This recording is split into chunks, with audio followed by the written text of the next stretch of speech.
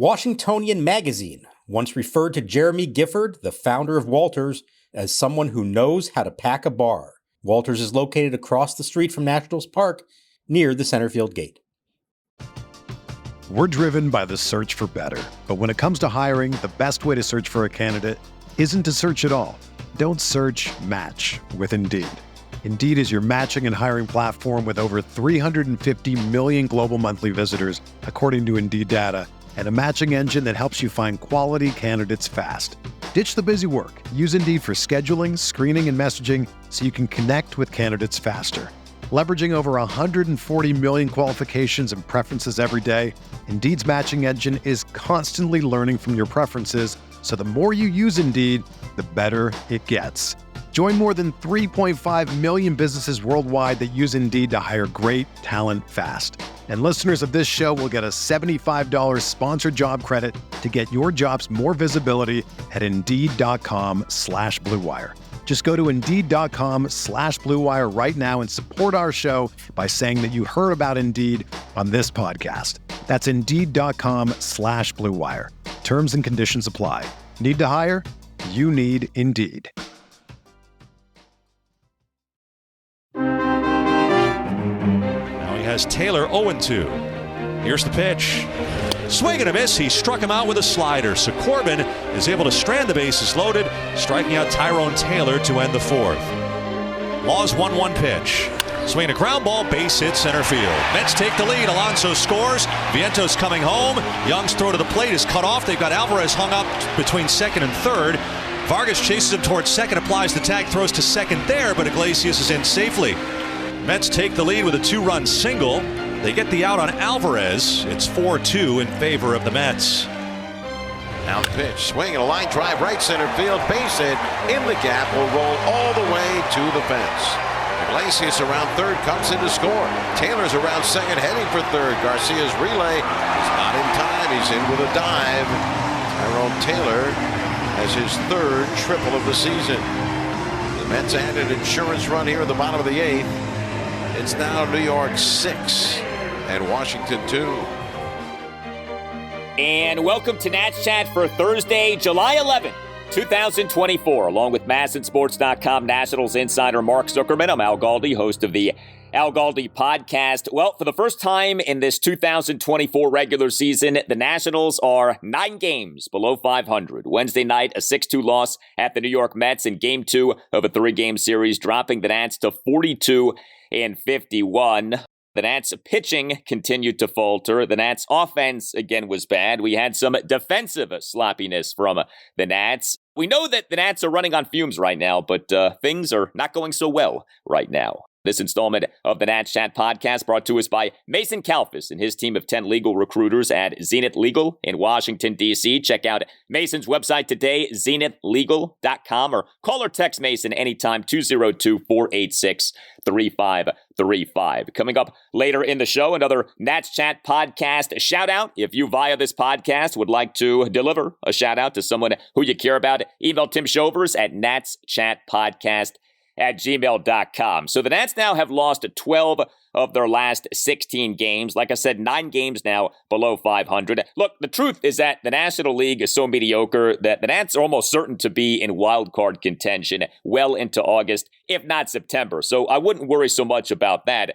But Mark, there's a simple truth here. The Nats are not playing well right now. No, and you just said it. Think about this game. They did not hit well. They did not pitch well. They did not play good defense. And they had somebody thrown out on the bases. So you got the full quartet of things that could go wrong, did go wrong. And you put those all together and it's a recipe for disaster. Of course, it's almost a miracle. They were in this game for the majority of it. And I don't know about you, just from having seen them play the Mets now so much of late. First of all, the Mets are just doing whatever they have to do to beat the Nats for whatever reason. But even beyond that, I kept thinking to myself, well, if you're down 5-2 in the 7th against that bullpen and Edwin Diaz may not even be available, all right, you're going to have a chance. And instead, they did nothing at the plate late in the game against the Mets bullpen. The 2 runs they scored came off Severino. They only had 5 hits in the game and 4 of them came in 1 inning and they were all singles. So if that doesn't just tell you everything right there, I don't know what will. And I get that the pitching has led the way through the first half of the season, but you have to give them some leeway. I'm not saying they were good in this game. They were not. But you got to give them a little leeway. You've got to be able to score more than a couple runs. And I mean, offensively, it literally was just one inning that they had anything going at all in this game. Yeah, and they benefited from some bad Mets defense in that inning. You know, James Wood has been good. There's no doubt about that. But something that we said before he was ever promoted to the majors was he can be brought up, he can be good, but one guy can only do so much. And you know, we're seeing that. Like, he didn't have a particularly good game on Wednesday night, but he's doing his part, but he's only one person. So, like, there's only so much he can impact this offense. Others need to be better, and we're just not seeing that. And when it comes to the Nats as a whole not doing well right now, I think the question is this just a team that's really tired and is just, you know, sort of stumbling toward the All-Star break and will be better post the All-Star break? Or are the Nats coming back down to earth? Are they being exposed here? And I think it's tough to say which is in fact the case, but things are not going as they had been going in previous weeks. That is for sure. So when it came to the Nats pitching in this game on Wednesday night, Patrick Corbin was the Nats starting pitcher. He officially allowed 4 runs in 5 innings. Now, 3 of the runs that were charged to him came in a Mets 4-run 6, and 2 of those runs came with him out of the game. So he wasn't necessarily as bad as 4 runs in 5 innings might suggest, but look, you can't say that he was good. Corbin, he gave up 8 hits, which were a home run, 2 doubles, and 5 singles. He did have 5 strikeouts versus 1 walk. He threw 73 pitches, 50 strikes, 23 balls. Now, I mentioned a decent portion of the runs charged to Corbin coming with him out of the game.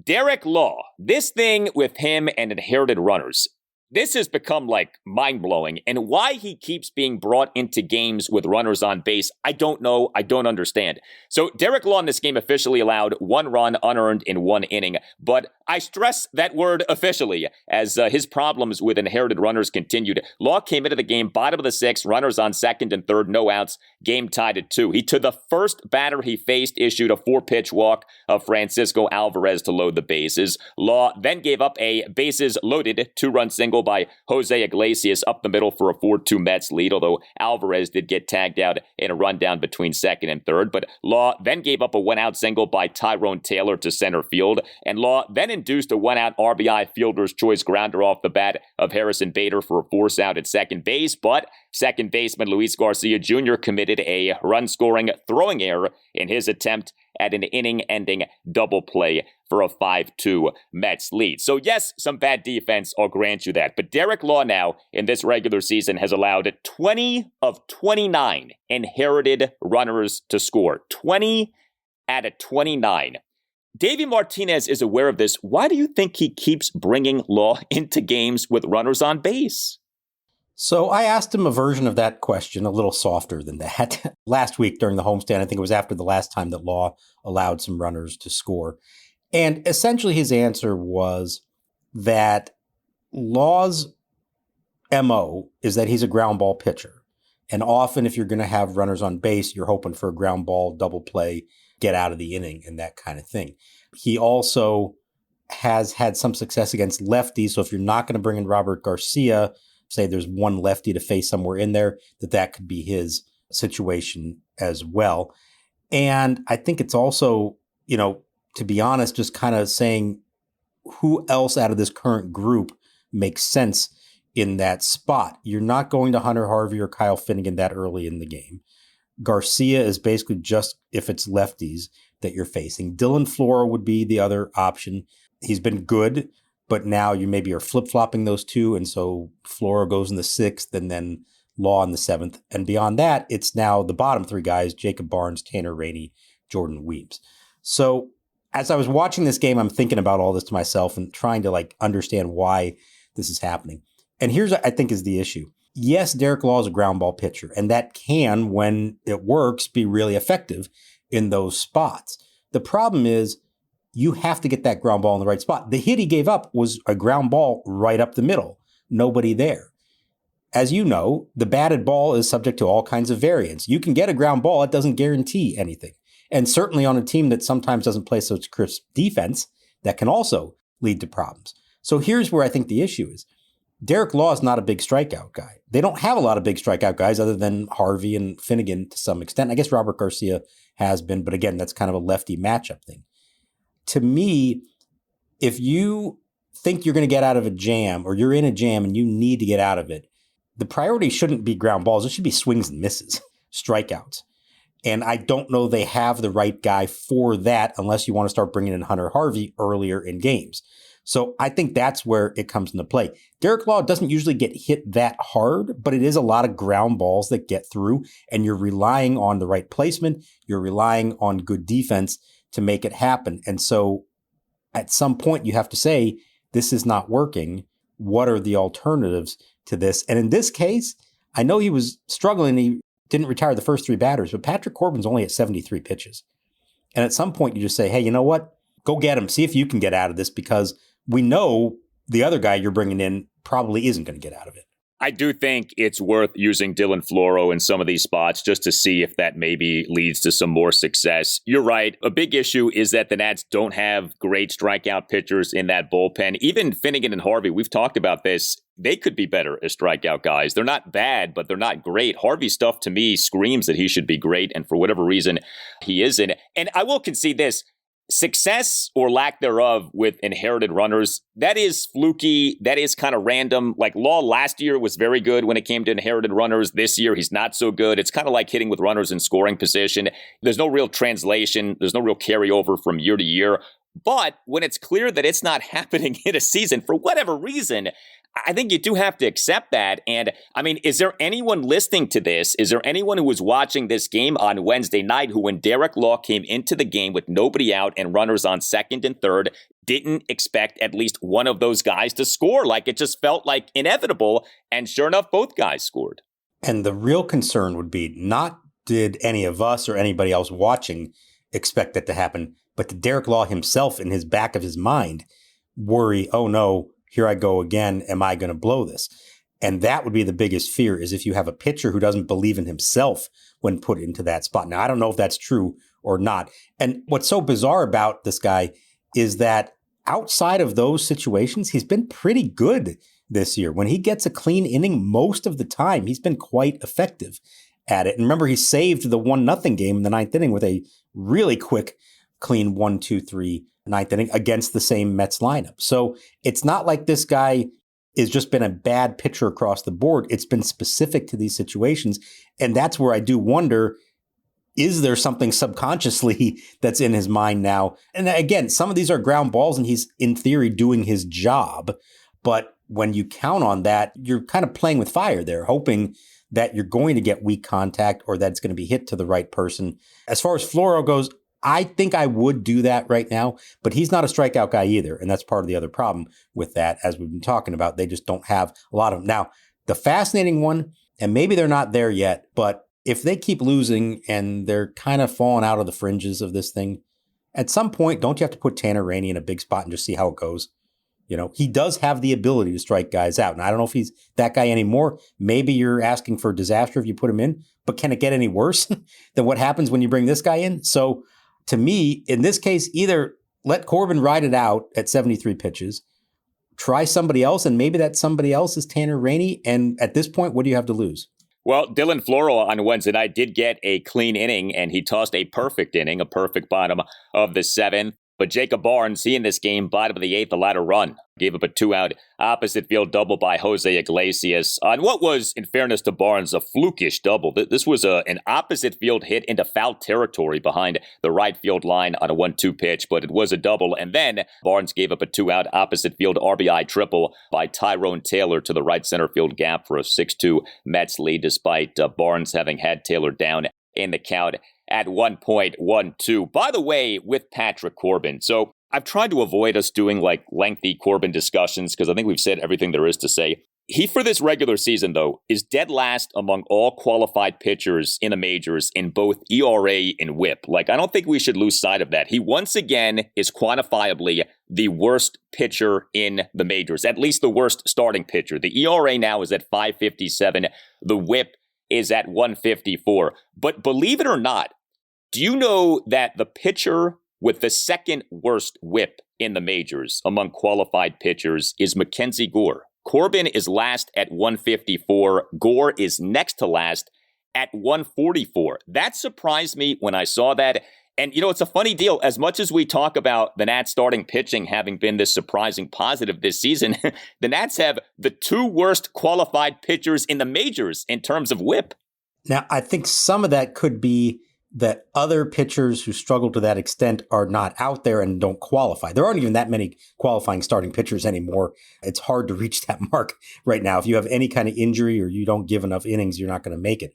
But yeah, that does tell you how many base runners Mackenzie Gore has been dealing with, and he has managed to be more successful than Patrick Corbin, maybe because he does have the ability to get strikeouts in some ways. That may be something that has helped him to get through some of that, but he has been playing with fire all year long, as we've talked about, and the high pitch counts are certainly an issue. Here's the other thing with Corbin, and I know this is right in your wheelhouse, but I do think you have to point out his record is 1-9, and the team is 5-14 in the games that he starts. I mean, that's ultimately what matters. Do you give your team a chance to win? Now, I understand he's had the worst run support in the league, and that is certainly part of it. And there have been some games that he has deserved better, and he's pitched well enough for the team to win. But overall, they are not winning the games that Patrick Corbin starts. I don't know about the offensive part, but I also feel like, and this is anecdotal, but it does feel this way, that they play worse defense for him than anybody else. And I don't know if that's, again, lack of confidence in him, whatever that might be. But there were several plays not made in this game. They didn't really cost him, except maybe the error for the inherited run ultimately. But it does feel like Patrick Corbin brings out the worst in the Nationals for whatever reason. And this has been going on for quite a while. It is discouraging that there's no real viable path right now to him being out of the rotation. I mean, the hope was that by now he wouldn't be in the rotation anymore, or we would be on the doorstep of him being removed from the rotation. And Josiah Gray is out for who knows how long, maybe / probably the rest of the season. No one has any faith that Trevor Williams is coming back anytime soon. And, you kind of throw your hands up with Cade Cavalli. He'll be back at some point, we think, but it doesn't appear to be imminent. And so, yeah, for now, Corbin is in the rotation, and you give him props for staying healthy all these years, but the performance continues to be quite bad. Hey, are you a law firm partner or an associate stuck on an underperforming franchise? Do what Nationals legend Max Scherzer did. Demand a trade. There might be greener pastures and a lot more money at another law firm for you and your team at another law firm, not to mention better management and better services to offer your clients. The law firm lateral partner market is still red hot, and Nats Chat sponsor Mason Kalfas is the best legal recruiter in Washington, D.C., or anywhere. And Mason wants to help you find a new and better home. Mason Kalfas, put him to work for you. Mason will sit down with you and understand your practice and career or financial goals. He will confidentially discuss your candidacy with law firms that are contenders, not 60-win teams. You can reach Mason or any of his team of 7 recruiters at 202-486-3535 or email Mason at mason@zenithlegal.com. That's 202-486-3535 or via email at mason@zenithlegal.com. Go Nats! The Nats will be contenders very soon, and you can be a contender even sooner. We're driven by the search for better. But when it comes to hiring, the best way to search for a candidate isn't to search at all. Don't search, match with Indeed. Indeed is your matching and hiring platform with over 350 million global monthly visitors, according to Indeed data, and a matching engine that helps you find quality candidates fast. Ditch the busy work. Use Indeed for scheduling, screening, and messaging so you can connect with candidates faster. Leveraging over 140 million qualifications and preferences every day, Indeed's matching engine is constantly learning from your preferences, so the more you use Indeed, the better it gets.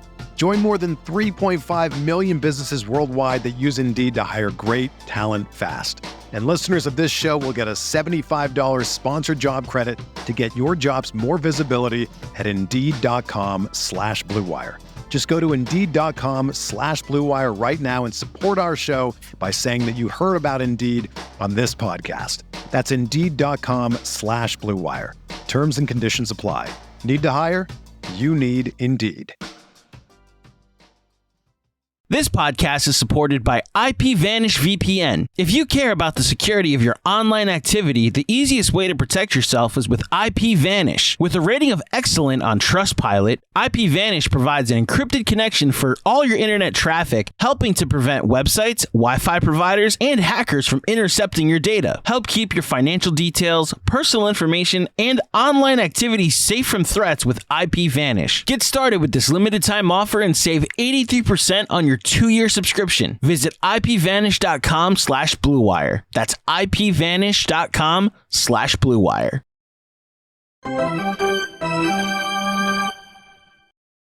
Ruiz at second walks to his lead. The trail runner Thomas at first. Severino fires and a line drive loop to right. It may fall. It will, and it's fair. Ruiz coming in to score. The throw to the plate is not in time. Gets by Alvarez, so Thomas will keep on coming. Severino wasn't there to back up, and the Nationals take the lead as Thomas scores. Yepez ends up at second base on the play. That'll be an RBI single. The throw gets by Alvarez, and Severino is standing on the mound watching. And so the Nationals, just like that, have their first lead in this series, 2-1. The Nats offense in this 6-2 loss at the Mets on Wednesday night, once again, not good. The Nats scored just 2 runs, total just 5 hits, which were a double and 4 singles. Did work 3 walks, went 2 for 7 with runners in scoring position. The Mets starting pitcher, Luis Severino, 2 runs in 6 and a third innings. No Nat had more than 1 hit. Both of the Nats' runs came in the top of the 4th. Juan Yepez, who I think is actually doing a pretty good job. He is the Nats starting first baseman at number 7 batter, 1 for 4 with an RBI single. Yepez in the Nats 2-run 4th, a 2-out opposite field RBI single to right field, and 2 runs scored on the play thanks to a throwing error by Mets right fielder Tyrone Taylor. And then Luis Severino not backing up home plate. I don't know what he was thinking there, but beyond that, not much happening with this Nationals offense. There were 2 Nats who each got on base twice and had a stolen base, Ildemaro Vargas and Lane Thomas. Vargas was the Nats starting third baseman and number 8 batter, 1 for 3 with a single and a walk, and he had a stolen base. The walk actually was pretty impressive. Top of the 7th, a leadoff walk despite having been down at 1.02. And Lane Thomas, who for this game was the Nats starting right fielder and number 6 batter, he went 1 for 3 with a single and a hit by pitch, and he had a stolen base. So we have not talked about this much. Lane Thomas has cooled off here lately, but dropped down to the number 6 spot. What'd you think about that? I think that was an acknowledgement of how he has struggled against right-handers in particular. He's still hitting lefties quite well. The splits between righty and lefty is pretty dramatic, and I think this was an acknowledgement of that. And Davey Martinez trying to get all the lefties up at the top of the lineup, including James Wood hitting second for the first time. Now, the issue with that was it kind of gave Carlos Mendoza the free rein to just go and bring in lefties later on to face the top half of the lineup. And unless Davey wanted to start putting up pinch hitters, they were going to be in bad matchups all the way there. So I do think that not exactly ideal. You would love for Lane Thomas to be hitting well enough that you're comfortable with him batting second to split up the lefties at the top of your lineup. At the moment, he's not. He did get a hit off the righty in this game, so that's good. But it is becoming a little bit more of an issue for him. You know, he had the terrible start to the year. He got hurt. Overall, the numbers since then are good. They've cooled off since, and it's especially against right-handers. Now, the other thing I wanted to talk about as far as offensively in this game, and I know you and Tim did your whole exit velocity conversation last night, and I enjoyed that. Well, here's some more evidence of all this. I'm looking at the 11 hardest hit balls in this game, the 11 balls that were hit 100 miles an hour or harder in this game. 8 of them were by the Mets, only 3 of them by the Nationals. It was Garcia's double in the 8th at 107.3. Abrams' line out to start the game, 103. He scorched that ball and it was just happened to be at the center fielder. And then Vargas's single in the 4th inning at 100.7, and that was it. So you've got the Mets hitting the ball a lot harder, a lot more consistently. And how did they do? Home run, double, single, triple.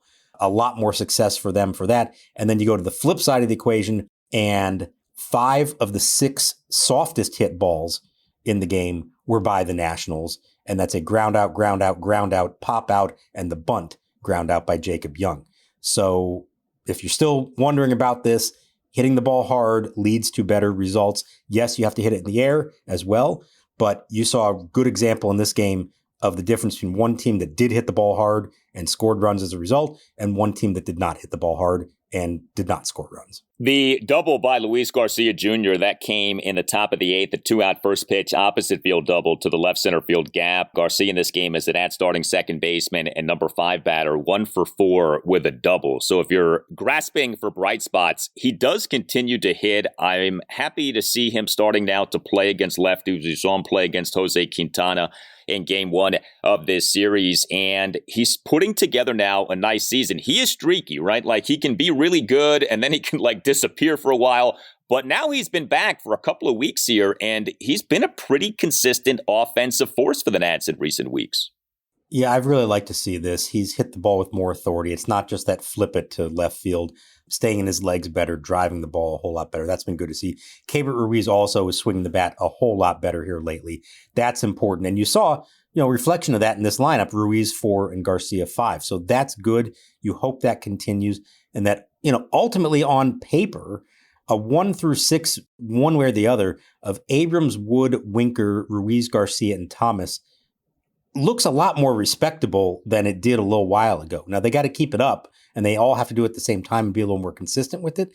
But that feels like a top 6 that should be able to produce some and score more runs. The bottom of the lineup, not doing a whole lot. The other thing we haven't really talked about, but Trey Lipscomb has not done much at all offensively. And I thought it was kind of telling that already he wasn't in the lineup and Ildemaro Vargas got the start at third base. A little bit of a reflection there. Yes, Lipscomb's going to get the majority of the starts. They're going to give him this opportunity, but he is far from proven. And at this point, offensively, he really has not done very much at the major league level. He hasn't, and I noticed that, and I wondered if that was maybe just because they have the afternoon game on Thursday afternoon, but no doubt. I mean, Lipscomb not starting stood out. Vargas did start coming off the home run in game 1, had a decent game on Wednesday night. I would just say this.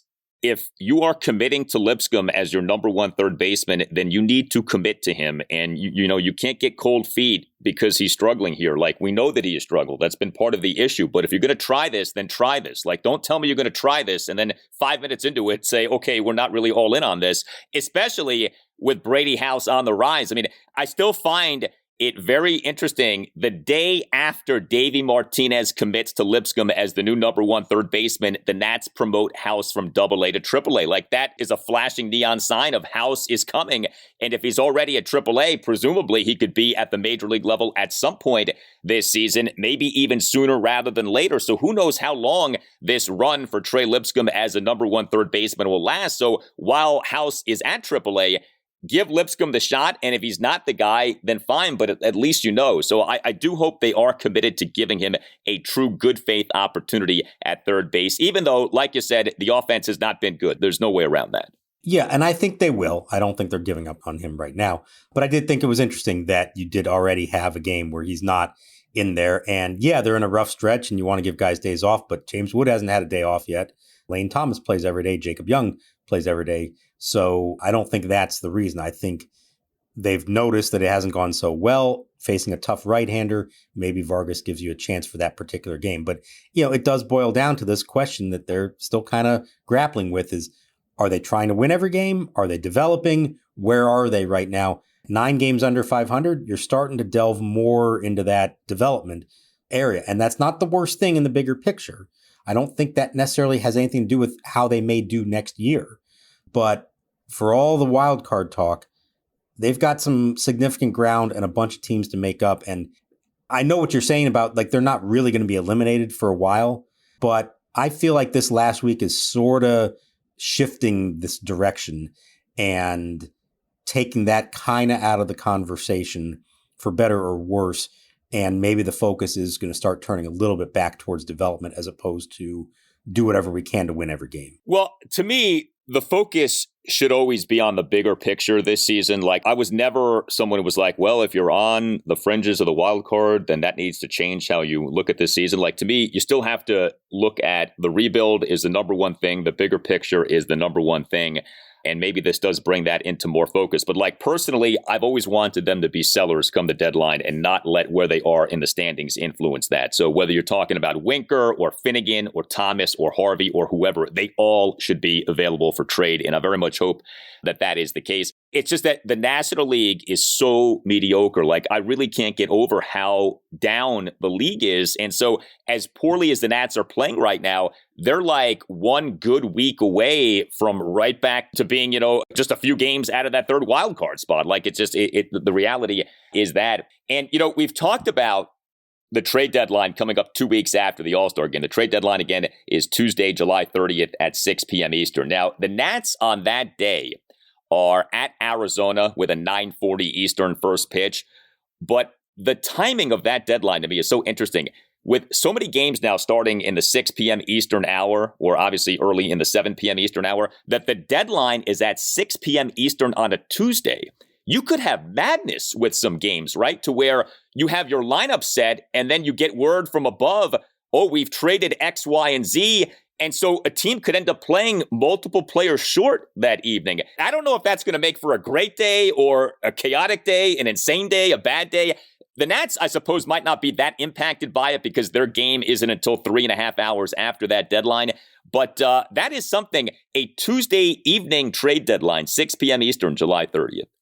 Well, you remember last year, I think it was the day that Jeimer Candelario was traded, he was not in the lineup. And the deal wasn't officially done, but they had a sense that it could get done. And then it was like right about game time, I think, is when it did go down, or within an hour of it, I guess, if it was a 6 o'clock deadline. So it's not ideal. I've always thought to myself, if you could design this right, you do it on like a Monday when there's maybe fewer games, or a Thursday if there's fewer games scheduled. There's no perfect way to do it. I remember years ago when it was at midnight, which was never good because the game would end, they're celebrating, and then all of a sudden, an hour later, you find out that they traded somebody. So that's not ideal. There's no great answer to this unless it's somehow an off day for the whole league. But I guess the good news is we'll be out west with a late night game. And so it'll only affect the lineup making at, 3 in the afternoon when the deadline hits out there. Yeah, I wonder if the Nats were at home or were on the East Coast for that day with a 6:35 or 6:45 or 7:10 first pitch, if that at all would influence Mike Rizzo to make any trades the day earlier or earlier that day so that the team that evening would not be playing a man or multiple men short. But luckily for the Nats, they're not going to have to worry about that too much.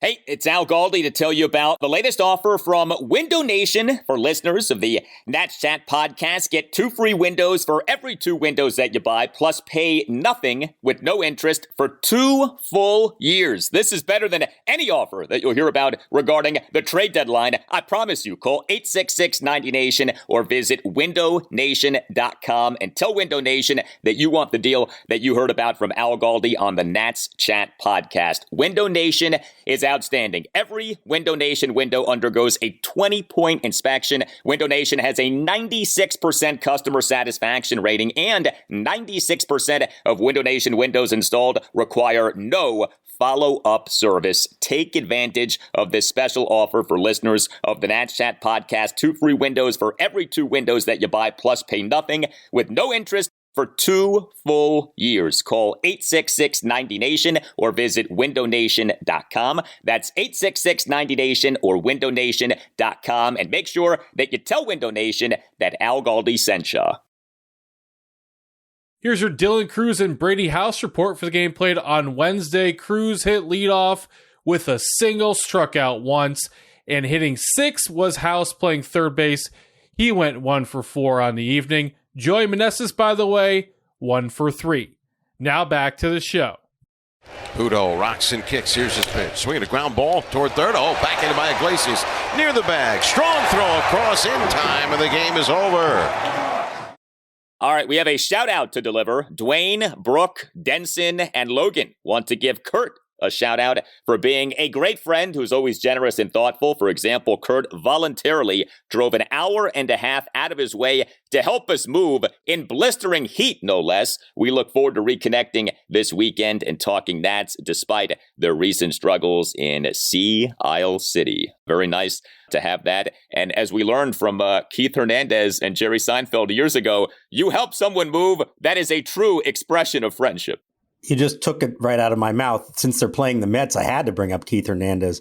and Jerry Seinfeld. I mean, he hardly even knew the guy, and he's asking them to help him move. Thankfully, you all are good friends and willing to make that kind of commitment. That is the ultimate display of friendship. Hopefully, you didn't live in a 3-story brownstone and have to carry a sectional up and down the stairs. God willing, you had, a little better situation than that one. And we'll see if the friendship graduates to the level of being driven to the airport. I'm not driving him to the airport. Yeah, no, I'm not driving him to the airport, okay? This installment of the Nats Chat podcast brought to us by Mason Kalfas and his team of 10 legal recruiters at Zenith Legal in Washington, D.C. Check out Mason's website today, zenithlegal.com, or call or text Mason anytime, 202-486-3535. The Nats try to avoid a 3-game sweep at the Mets Thursday afternoon at 1:10. Mackenzie Gore will be the Nats starting pitcher. You can hit us up on X at Nats_chat. You can email the show, natschatpodcast@gmail.com. Check out our website, natschatpodcast.com, at which you can purchase a Nats Chat podcast t-shirt. All Nationals radio highlights on Nats Chat are courtesy of 106.7 The Fan. For Mark Zuckerman, I'm Al Galdi. We thank you for listening, and we'll talk to you next time on the Nats Chat podcast. What's going on? He wants me to help him move. Help him move? Move what? Furniture. So, what did you say? I said yes, but I don't feel right about it. I mean, I hardly know the guy. That's a big step in a male relationship.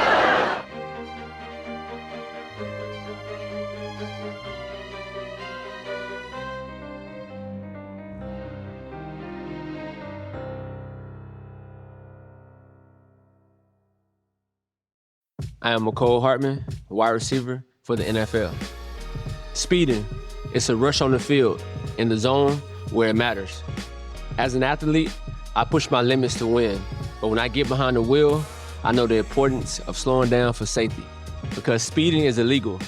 It endangers you, your loved ones, and everyone else on the road. Did you know speeding accounts for more than 1/4 of all traffic-related fatalities nationwide? Just like we need to focus to score touchdowns and win games, we need to be in the zone to stay safe on the road. Speed limits are in place to protect everyone.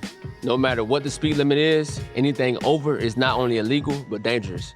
Like athletes, drivers must stay alert and present because there is no reward for speeding. Nothing is safe about it. Driving over the speed limit might seem like the quicker option, but speeding catches up with you. Stay focused, and in a split second, everything can change. Paid for by NHTSA.